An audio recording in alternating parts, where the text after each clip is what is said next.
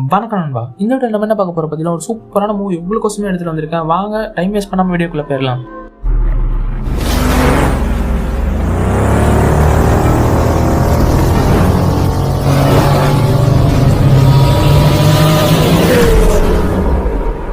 Movie name the psycho. Release பார்த்தீங்கன்னா 1960 இப்படி ஒரு படமான்ட்டு நீங்களே பிரம்மாண்டமாக பார்ப்பீங்க. அப்படி ஒரு மூவி என்னடான்னு கேட்டிங்கன்னா, ஒரு விஷயத்தில் கேட்டகரி தான். இந்த படத்தோட ஒன்லைன் சொல்கிறேன் கேளுங்க. ஒரு மேன்ஷனில் ஒரு ஓனராக இருக்கான். அவன் தான் இந்த படத்தோட ஹீரோனே சொல்லலாம். ஏன்னா அவன் தான் இந்த படத்தோட சைக்கோ. நடிச்சிருப்பான் பாருங்க ஒரு ஆக்டிங்கு.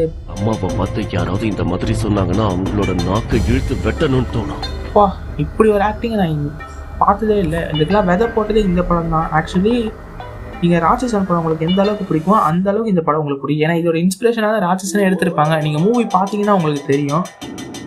IMDbல 8.5 ரேட்டிங் வாங்கியிருக்கு அவுட் ஆஃப் 10க்கு. 1 hour 49 செகண்ட் கிட்ட இந்த படம் டியூரேஷன் இருக்குது.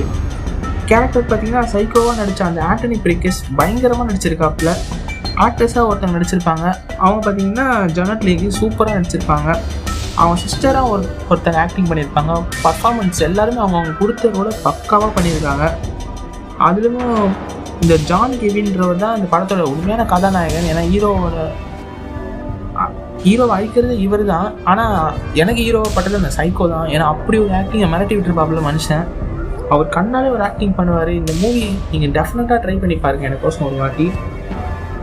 அமேசான் ப்ரைம்லேயே இருக்குது, ஆப்பிள் டிவிலையும் இருக்குது, யூடியூப்லேயுமே அவைலபிளாக இருக்குது. பார்த்து என்ஜாய் பண்ணுங்கள். இந்த டேரக்டர் நேம்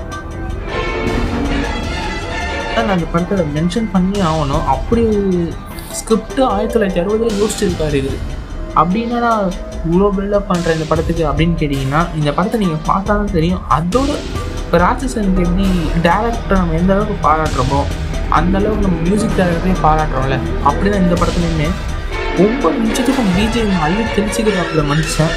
இந்த மியூசிக் டேரக்டர் பார்த்தீங்கன்னா பெர்னார்ட் ஹெர்மன்ட்டு தான் இவரோட பேர். பயங்கரமாக மியூசிக் பண்ணியிருக்காரு இந்த மூவிக்கு.